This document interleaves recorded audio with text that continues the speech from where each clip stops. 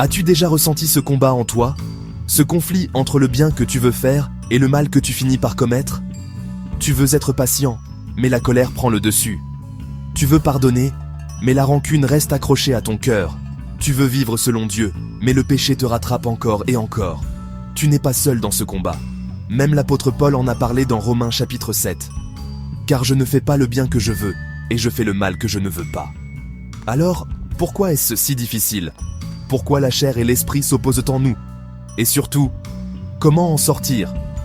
Écoute bien ce message, car aujourd'hui, Dieu veut te donner la clé pour marcher dans la victoire. Il y a en nous deux natures opposées, l'Esprit de Dieu qui veut nous conduire dans la sainteté, l'amour et la paix, la chair qui nous pousse vers le péché, les convoitises et la rébellion contre Dieu. Lorsque nous sommes livrés à nous-mêmes, c'est la chair qui domine. Et c'est pourquoi nous faisons le mal que nous ne voulons pas faire. Mais il y a une solution. Si aujourd'hui tu te sens prisonnier du péché, je veux te dire une chose. Jésus est venu pour te libérer. Si donc le Fils vous a franchi, vous serez réellement libre.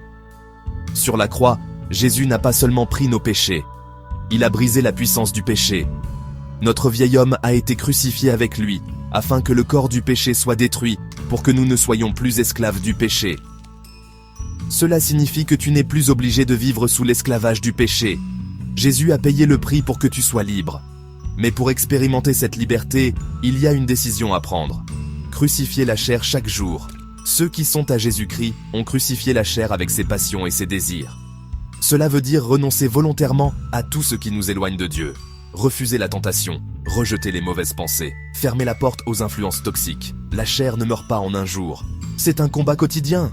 Se dépouiller du vieil homme et se revêtir du Christ. Débarrassez-vous du vieil homme et de sa manière d'agir, et revêtez l'homme nouveau, créé selon Dieu, dans une justice et une sainteté véritable. Si tu veux marcher dans la victoire, tu dois nourrir ton esprit et non ta chair. Médite la parole de Dieu. Passe du temps dans la prière. Entoure-toi de personnes qui t'aident à avancer spirituellement. Ce que tu nourris, c'est ce qui grandit en toi.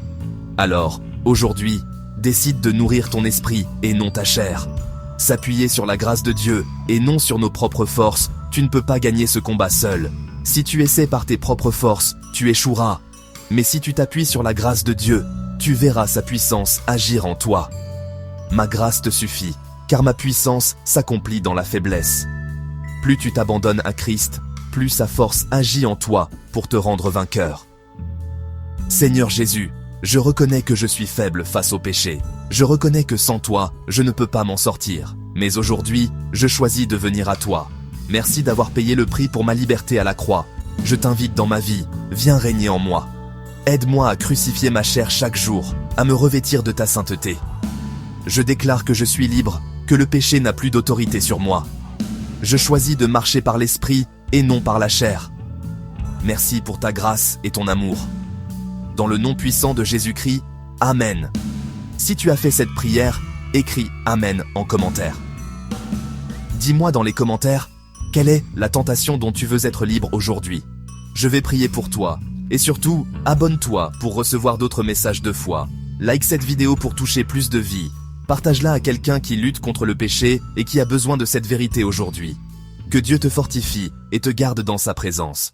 Shalom.